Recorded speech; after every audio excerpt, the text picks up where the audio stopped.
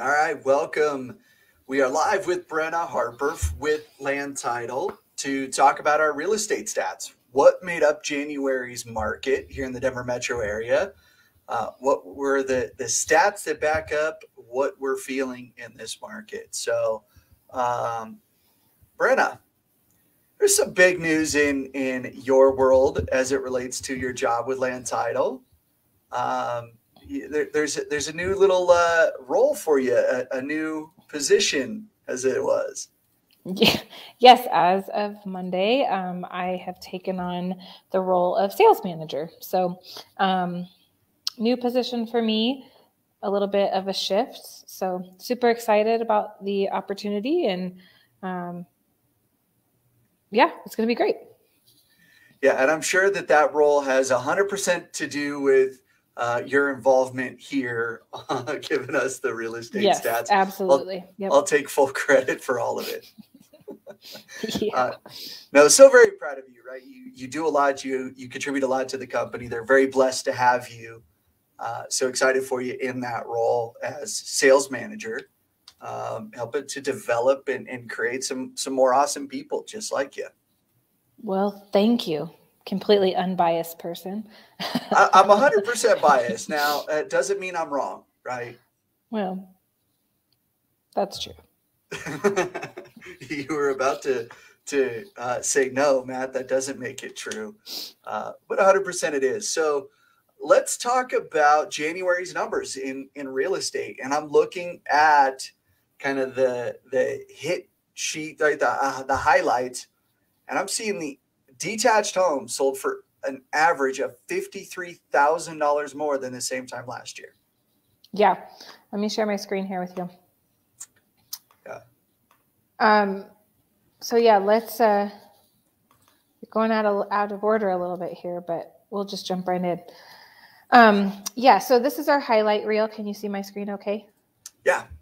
Okay, so yes, to Matt's point here, the fourth bullet point down, detached single-family homes sold for an average of $53,000 more than this time last year, which is pretty incredible. If we think back to last month, we did kind of a year-end review, and our year-over-year, our year-to-date data showed that we had about 19% appreciation across Denver Metro. And in a lot of areas, six-figure appreciation as far as the equity in their home, or how much their homes have increased in value. So this is a little bit smaller than that six-figure number we've been talking about, but for January, which is typically quite a bit slower, it's pretty incredible. Yeah, it's a large number there for the percentage of increase. Pretty astronomical when we see that increase. Now, you and I have talked about this several times, and we'll probably continue to talk about it. I'm just going to wait for the market to crash, or I'm going to wait and save up more money so I can get a better deal. Yeah. Um, well, if you were saving, I hope you were able to save $55,000 so that you could be, about $1,600 further ahead. Yeah. It's inventory has been the conversation for a long time. And it's just unfortunately getting tighter and tighter.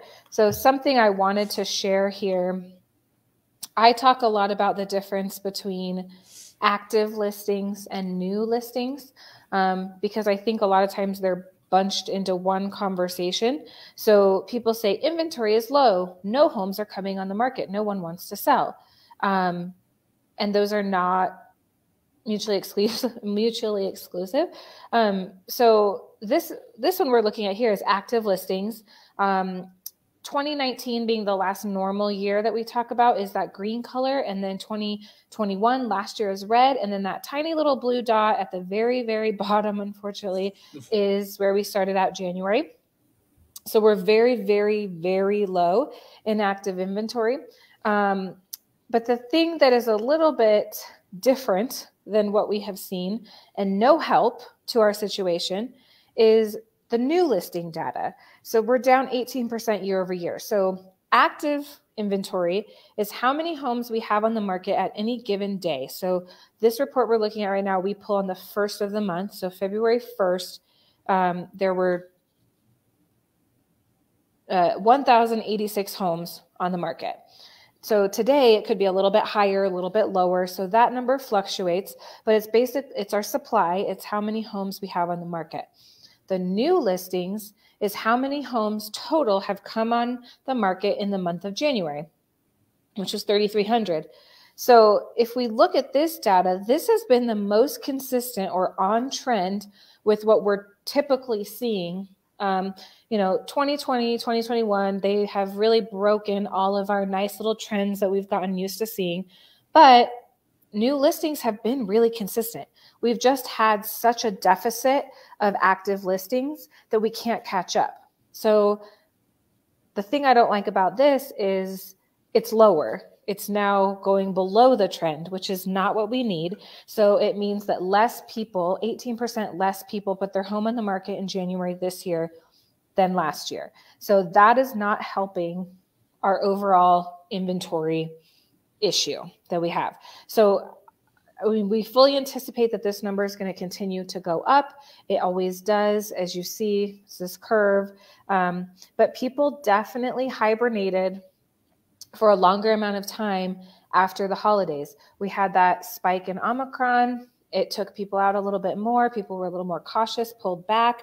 So that probably has something to do with it. So hopefully with things seeming to be a little bit more under control, and that way with some mask mandates being lifted, and people feeling a little bit more comfortable, hopefully they're ready to put their homes on the market, because we definitely have the buyers. And we'd love to see this new listing come back up to what we're used to, or even better yet, above that, so we can catch up a little bit more.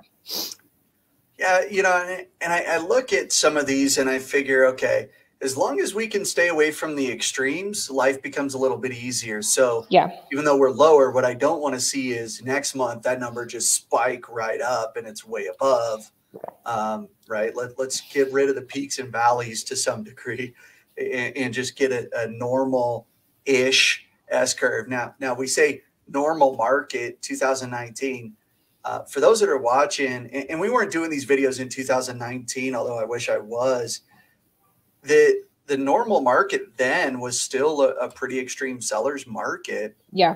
Gosh, we haven't been in a balanced market for quite some time. It's just been more balanced than what we're seeing right now. So even more of an extreme seller's market still, right? But yeah, good to see that people are still putting their homes on the market. 18% sounds like a big number. We'll see as we go through the year, but I'll guess we're going to see about the same number of homes come on the market and get sold in 2022. Yeah. Well, and we have to remember, we've talked about this before, the percentages look bigger when you're dealing with small numbers. So a little bit of an increase or a little bit of a decrease when you have a small number makes the percentage of the overall number bigger. So yes, 18% seems like a lot, but we're not dealing with a lot. So it's going to feel a little bit more extreme. So just something to keep in mind. You touched on one thing here before we go on, that you pull the active homes on the same day of the month every month, correct? Yeah. Right. So that number is going to be plus or minus, also depending on the day of week that homes go active. Monday and Tuesday are probably the lower numbers during the week for active homes. You start to see most homes come on the market Thursday or Friday as people get into the weekend. So, if the first happens to fall on a Friday, you're probably going to see a larger number. And that may not necessarily mean that we've got a whole lot more homes to choose from than if that first falls on a Tuesday when inventory levels might be at their lowest. Yeah, very, very, very true. And then as we're looking at this Greater Metro report, this one is not pulled on the first. We pull it about 6 business days after the first. So as we go through this, you'll see, I can even come down here. Active inventory numbers are a little bit different on this day. So they're up to 1,100. So about 100 more than we had on the first. And again, this is just a snapshot for active listings of that one day, but we're consistent in when we pull it. So it's not a surgical exact science as far as that number. It's that that number is a moving target, but it gives us a good idea of the trends of where we're going, of kind of what's happening in the market. Pending or under contract and sold, those are more set numbers because that is for the whole month. That's what happened. So those numbers do not fluctuate. Yeah, month supply of inventory decreased to 0.22 of a month. Yeah, 6 days. 6 days. Yeah, 6 days. I did the math. So we got to start measuring this in hours. It might be a little bit more palatable. Yeah. So month supply of inventory, and I'm going to pop down here so we can see it a little bit. We'll just bounce around a little more than we normally do today. So month supply. Okay. So what Matt was talking about is 2019 was more of a normal market. And you can look here, January of 2019, there was about just over a month and a half of inventory. So to be considered balanced, so equal opportunity for seller and buyer, we're sitting between like 4 to 6 months, closer to 4 months in the Denver market. So even in January of 2019, when things felt a lot more even keeled, we were still about half of what we needed to get to that balanced market. So, you know, I've said this a lot over the past couple of years, but it's all relative as far as how fast, how slow, month to month. And then we zoom out big picture and it's like, oh man, we're like super speedy compared to this, even though we're maybe up or down month over month. So yes, extreme seller's market, even more so than we were before. And so how you interpret this graph is if the same number of buyers stayed in the market and the same number of active listings, so if we just froze that in time, how long would it take for us to deplete our inventory? So with this, it would take 6 days. And obviously that's not enough. So that's kind of what we're looking at here. Another thing to look at too, as we talk about zooming out, if we want to zoom in, bottom left-hand corner is our counties. So then you can see month supply of inventory down to the county level, and then what they have done month over month, year over year, as far as if they're trending up or down. So, you know, we talk about averages, we talk about Greater Metro Denver, which is the 7 metro major counties or major metro counties. But Jefferson County and Adams County are different stories, and different price points can be different stories. So if you're thinking about your neighborhood or you're thinking about where you want to live, and especially when we get into average price point and that number, you're just like, whew, there are options. There are spaces that things are a little bit different. So take this with a grain of salt. This bird's eye view that we talk about at the 7 counties is really just the overall feel and temperature of the Denver market. But to be specific about your individual buying or selling experience, you have to go more local. So I know there's a lot of headlines. I know there's a lot of stuff on social media, and it can be really terrifying and off-putting. But just ask different questions. Let's take a deeper dive.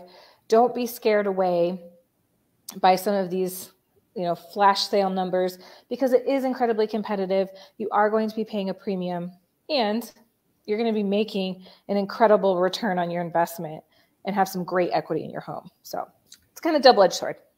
Yeah, and for some of us, right, who don't always read the news paper, right, or the news articles, don't watch the TV news, some of the places that we're getting information are the real estate agent friends that we have, and understand that there's this trend that's going on where real estate agents are kind of boastfully sharing what's going on, that oh my gosh, this market's so crazy.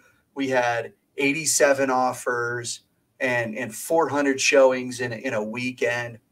And understand that is happening, right? It's not false information, but no. It's not every property is in that realm. And you know, don't let that entirely scare you out of getting into the buyer's market. And for some sellers, right, that can be overwhelming to think about. Gosh, I'm gonna have that many people coming through. understand that all of this can be managed around expectations and what you need as a buyer or seller to ultimately accomplish what it is that you want to accomplish. As a general rule, if the house is brand new to the market and it doesn't look overpriced, it's probably going to get overpriced with how it gets bid up, right? Yeah. But if you look at the market, you look at the house that's on, and it's been on for a week, and it looks like a bad deal, right? It looks like, why would somebody pay that for that? That might actually be your better deal to get, because you don't have to go that far over to get it. Yeah. And, I think a better, I don't know, I would prefer to hear more stories of, this buyer bought last January and it was competitive, but they had less competition than the middle of the summer because it was January. And they still 1 year later have $53,000 worth of equity in their home just for paying their mortgage payment. So yes, you paid, and yes, you have gained quite a bit in a short amount of time. And for those that are watching on this, and I think I've mentioned it a couple of times, I believe I mentioned it last video that I did with Mitch, is if you bought and didn't have enough down to get out of mortgage insurance, reach out, talk to your lender. You may have enough equity today to get out of paying mortgage insurance, and that money goes right back to your pocket. So make that phone call.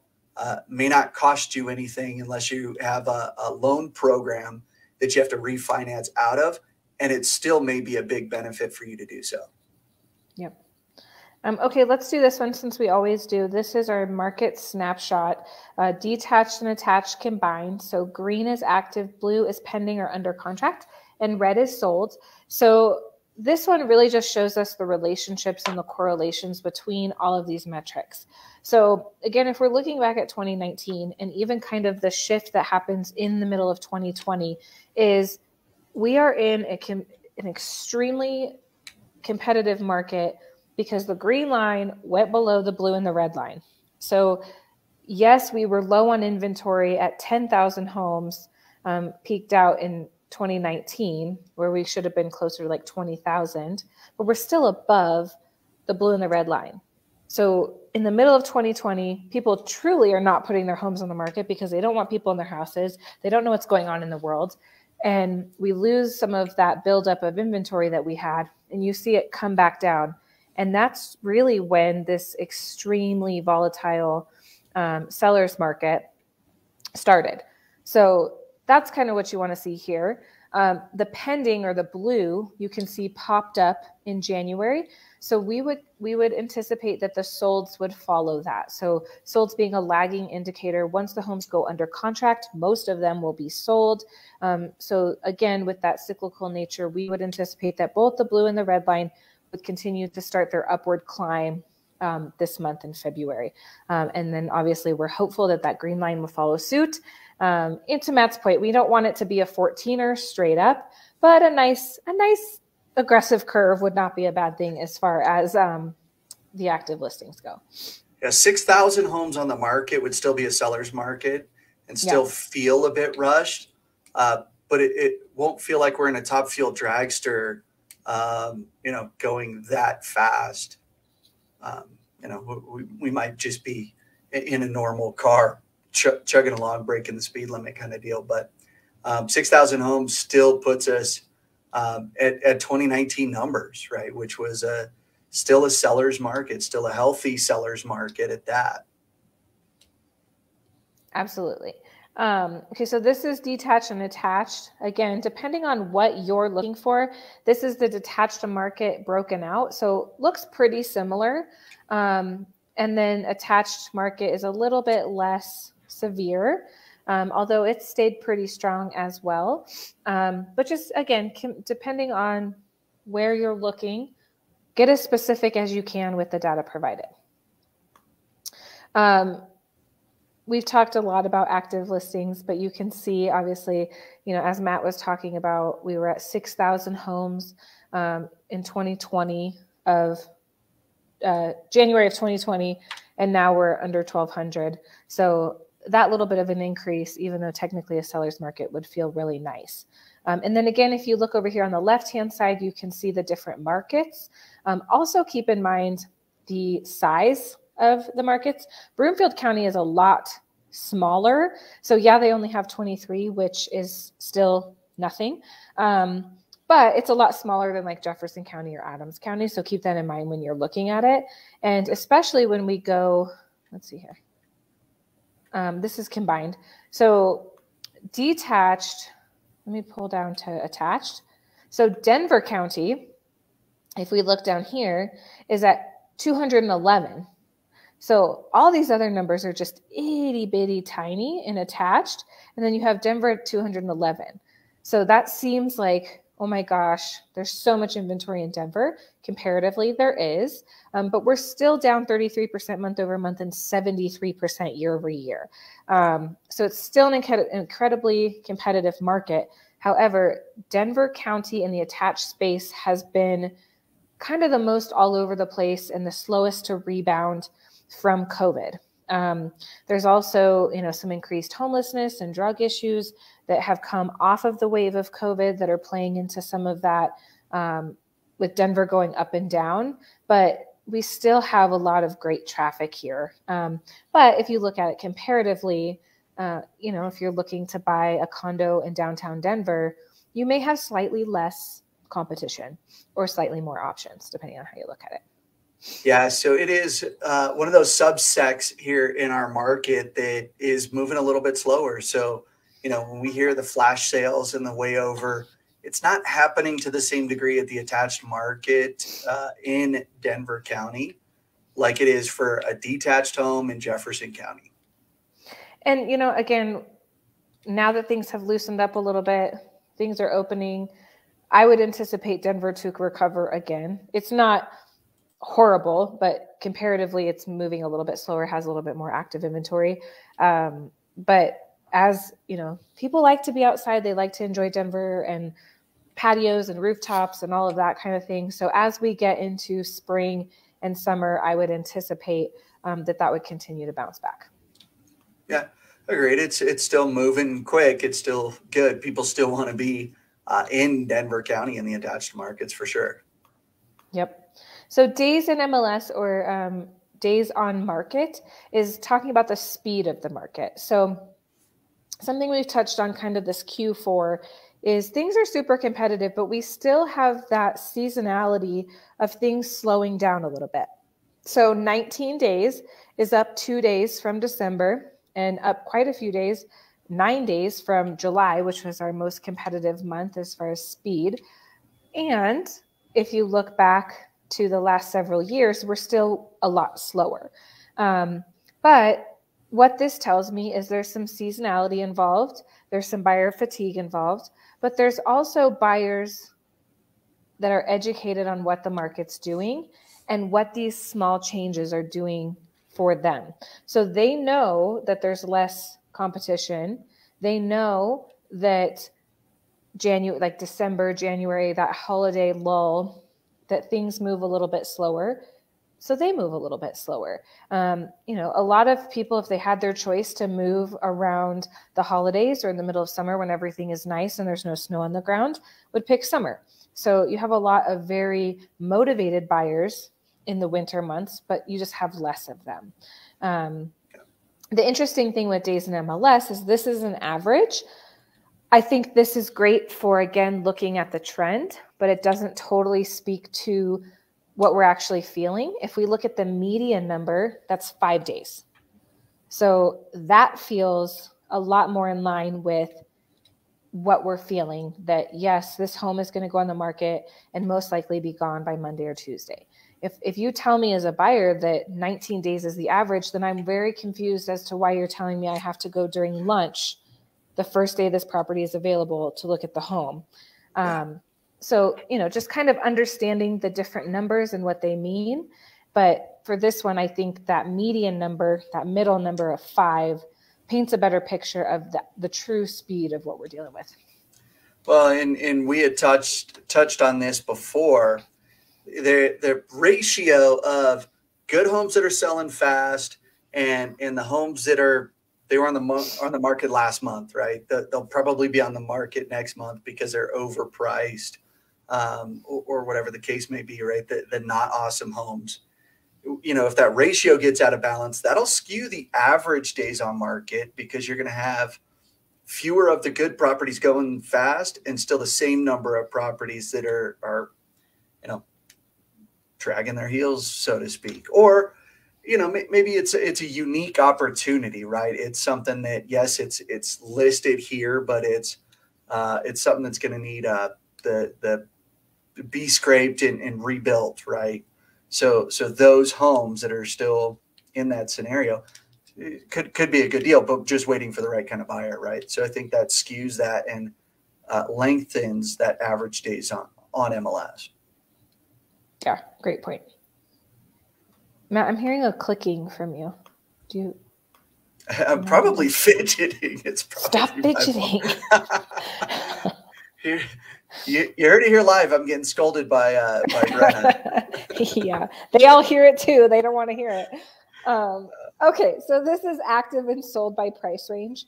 So this just breaks it down by specific price bracket. How many homes are on the market versus how many are being sold. So something interesting to keep an eye on this year is where things are happening. So right now our interest rates are still fairly low. We had one hike. The economists are saying probably another one in June. They can do up to 4. Most of what I've heard is said that they probably won't, but I do not have a crystal ball. That's just what I'm hearing. But if interest rates go up, buying power goes down. So I'm sure that Matt and Mitch have talked about that before. If you have questions, definitely that's a different conversation. But even if the prices of the homes stay exactly the same, which they're not going to, they're going to continue to go up. The higher the interest rates, the lower your buying power. So right now, our average price point is close to right around above, depending on where you're at, $700,000. So the fact that the majority of the homes are not the majority, but the largest number bracket is that 600,000 to 800,000 makes sense. And it's also where the most number of homes are being sold. The interesting thing will be to see, depending on how much interest rates go up and how quickly things continue to increase, that's not keeping up with affordability. So does that mean that people are going to have to drop down their price point and now it's more in that $500,000 to $700,000 range? Is this going to drop? So it's not saying there's going to be less homes on the market. They might just be priced differently. So that would be something to take a look at and just keep an eye on as we go through the year to see how much those things are affected as far as pricing strategy, just for keeping up with what's going on with interest rates. Yeah, as interest rates go, it's going to affect the affordability at a greater rate. And the number to know is 1% change in the rate equals 10% of the value of the home. So those who are waiting for that market to crash, if I've got a $700,000 home and I wait for the market to crash, it crashes theoretically and it drops to 630. So that was a 10% drop, but the interest rates went from 3 to 4. My mortgage is going to be the exact same. Yeah. So I'm going to end up paying the same amount for that house, even though I got a good deal and I bought it when it crashed. At the end of 30 years, when you add up all those payments, number came out to the same. Yep. Right. So for sellers, for homeowners, understand that rates are going to impact what you can get for the home. Because if I'm looking at 700, that means that I was approved about a 700. For some reason, we always want to shop towards the max of what we were approved for. Whole nother discussion, right? So if now they go up by that 1%, now I'm only approved to 630. Well, now I can't buy your house. I'm going to have to buy a different house, or right, we have to competitively adjust our expectations for price. Yeah. And, as we talk about this, I've had some questions around what do you think the overall appreciation in the market is going to be this year? We talked about last year, it was at about like 18, 19%. Historically, the national average is 4. 4%. So we're obviously way above that. I honestly don't even think it's going to drop to 4 or 5%. I think it'll still be more than likely with the conditions in the market that we have right now, probably still double digit, but maybe closer to that like 10% instead of almost 20%. So again, some relativity there. And I don't know, that's just an educated guess as far as appreciation goes, but we're still with the lack of inventory, with supply and demand being so out of whack, you're still going to have a good investment in the home. There's just, it's all about like buying and selling micro changes in your strategy. So that's kind of what we're talking about as far as this goes. Well, and I believe that if interest rates had maintained the same as they had been, the historic low, we'd be close, if not at 20% for 2022 appreciation. I think we're going to see that slow, mainly due to the interest rates and how that impacts payment. My guess, I think we're still going to be 12 to 13-ish percent, give or take. Now, let's flash forward to the end of the year.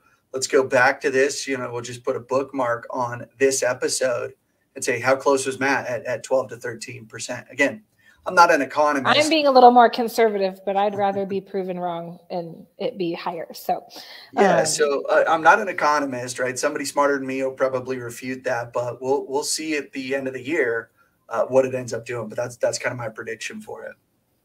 Yeah. So this is interesting too. This just shows you that there's quite a bit of wealth. Excuse me. In Colorado and coming into Colorado. So again, we talked about, let's just call it 4 for Denver being a balanced market. So that means up until the 3 million plus price point, you're in a seller's market. So that's pretty incredible. Typically what we see, even in like 2019, and granted, our prices have appreciated, so we're getting closer to that $1 million mark, which is why some of this has changed a little bit. But typically, when we get into that luxury market of like 1 million plus, it bounces back to that buyer's market. Things just sit on the market longer.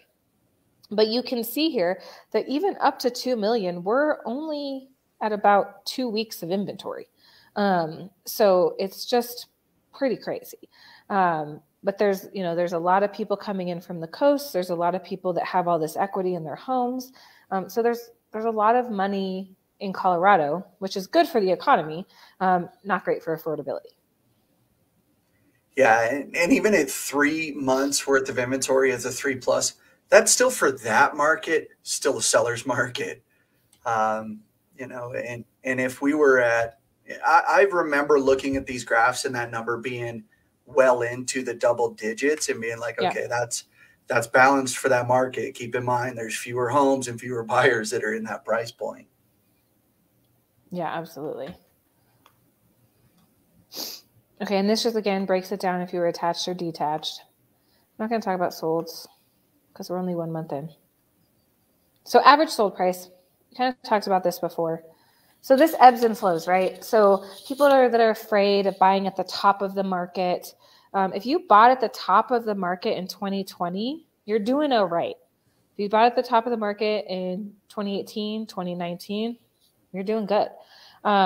So the only place you would run into issues is if you potentially bought in June of 2021 and you had to sell today.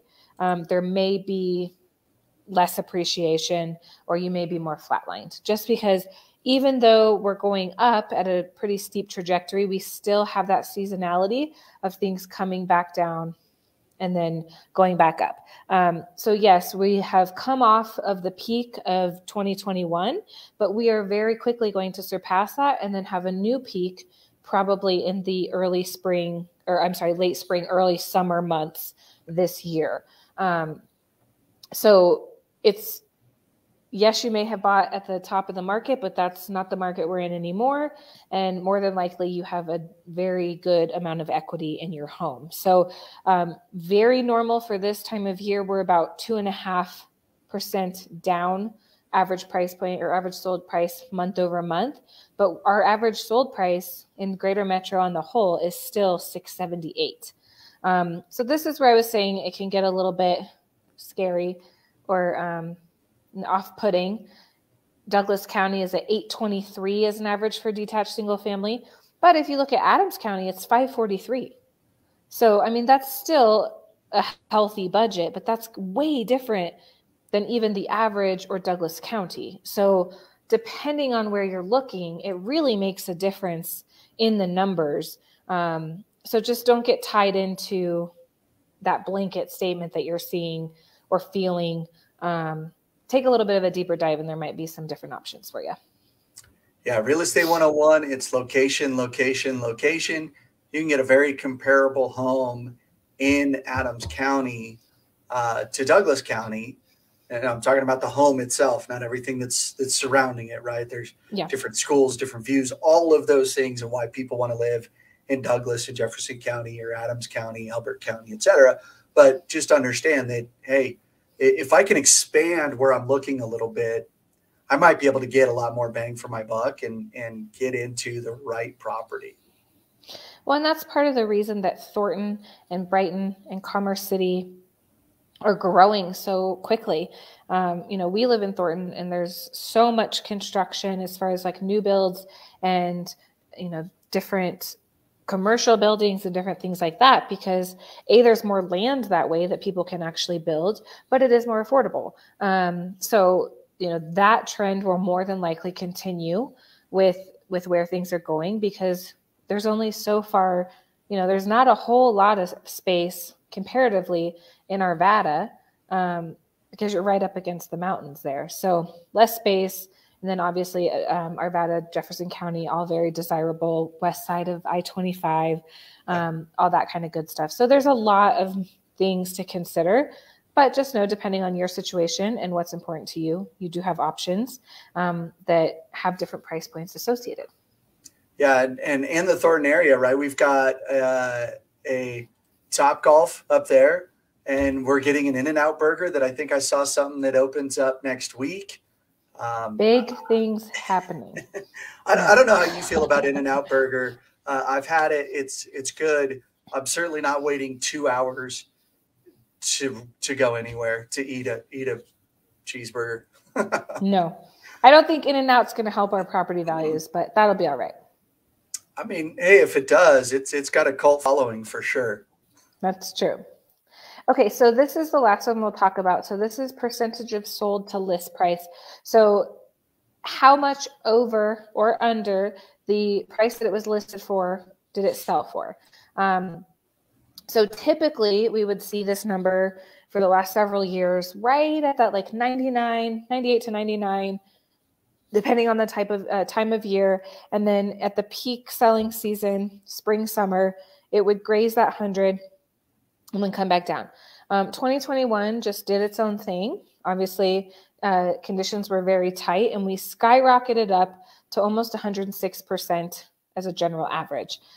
That's not sustainable. Yes, some sellers cashed in big time, but that's, again, Matt, talking about the extremes. It's not good for anyone in the long run. So we want that number to come down. Now, it didn't come down as far as maybe we had hoped. And as you can see, it's already starting its upward turn. And with inventory being as tight, I anticipate that that's going to continue to go up. So even January, we're at 102.3% sold to list price, which is about 0.5%, change month over month. So, we've been talking about to the buyers, hey, this is the least competitive time. Go, go, go, go. Well, we're starting to turn that corner now. So it's obviously probably less competitive in January than it would be in February, and so on and so forth. So you haven't completely missed the boat. But again, if you're waiting for it to be less competitive, I don't know that that's the best strategy. So I would expect this to go up to at least what it did last summer as far as competitiveness and homes sold over value or over list price. Correct me if I'm wrong. We talked about this last month, and you and I both projected that number is going to go up from what it was at the end of last year. And we are probably going to be seeing that same spike, that mountain here in our list to sold price jumping the way that it did. it's trending that direction. We're just a month in, right? We're not exactly Nostradamus here, but both of us felt that was what was going to happen. Yeah. And, this is just something to keep an eye on. Because you want to, I like to use the analogy of like boogie boarding. You want to be in the wave. You don't want to be too far in front of it or too far behind it, or you're going to miss it.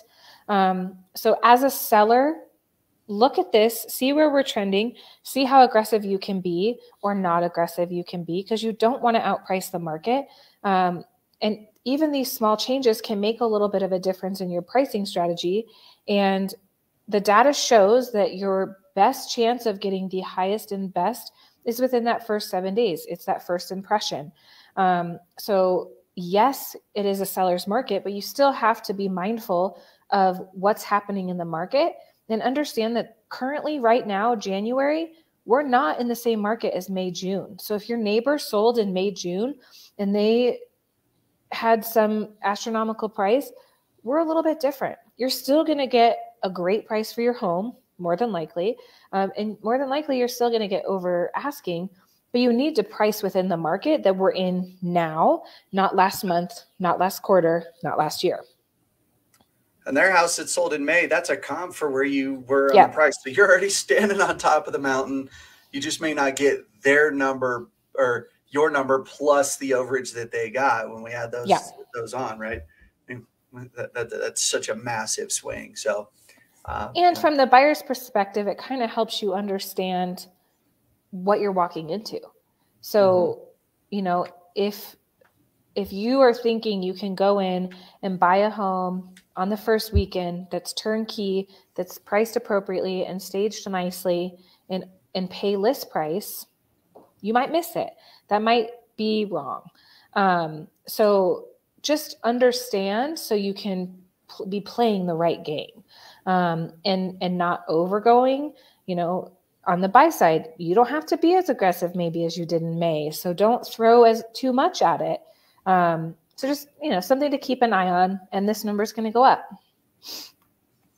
Yeah. If you want a deal, you got to find the property that nobody knows about. So it's off market. You get an opportunity there, or you're going to have to buy something that's undervalued by everybody else. And what I mean by that is the photos look just terrible, right? It looks cluttered and it's one of those, you look at it and you can almost smell the photo. Now, there may be some work that has to be done, but understand you're going to be buying the house. You're not going to be buying all the junk necessarily that the seller has in it, and you're not buying the bad photos that the agent may have taken with their cell phone, right?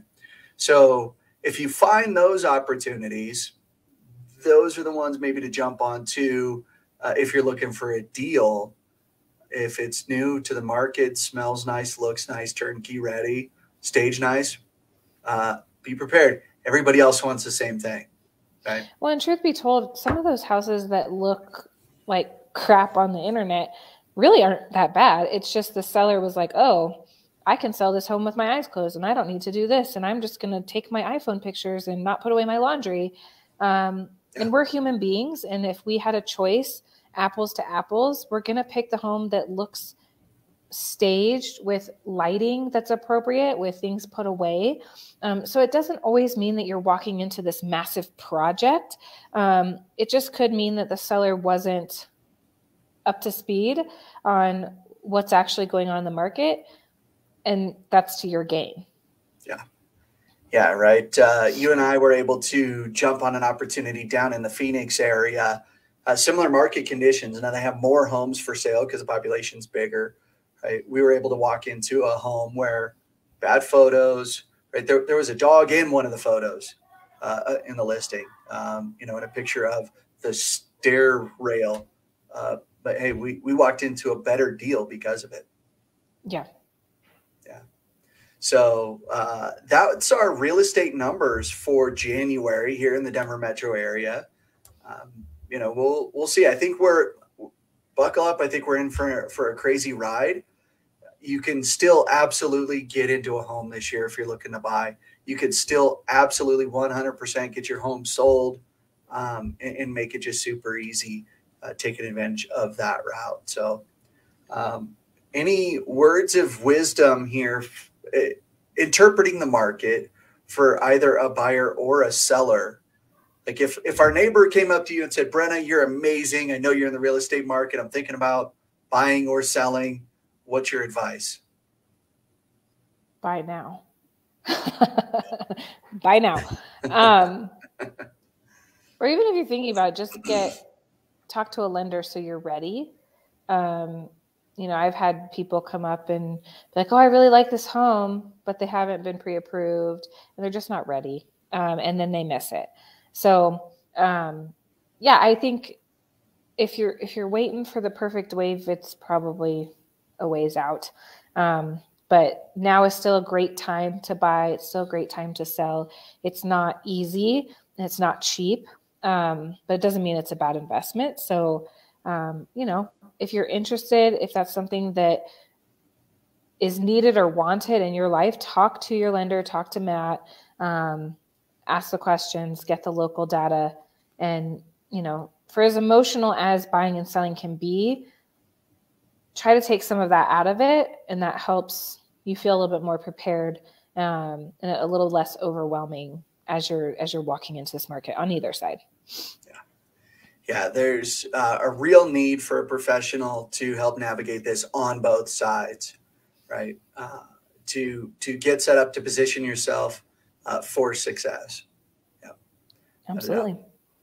Well, again, Brenna, thank you for joining us and in talking through the numbers of January here for our real estate market.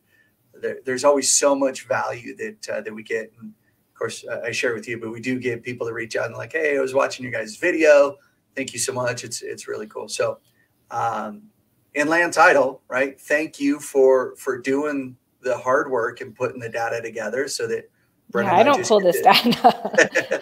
Yeah, Brenna and I just get to talk through it together and make more me than Brenna, make our predictions. Absolutely, yeah, yep. So very appreciative of that. Hopefully, it's valuable. If you have questions, reach out and ask, and we'll help however we can. Awesome. Well, again, thanks, Brenna, and everybody. We'll catch you next month. See you in March. How weird is that? It's coming quick. Yep. All right.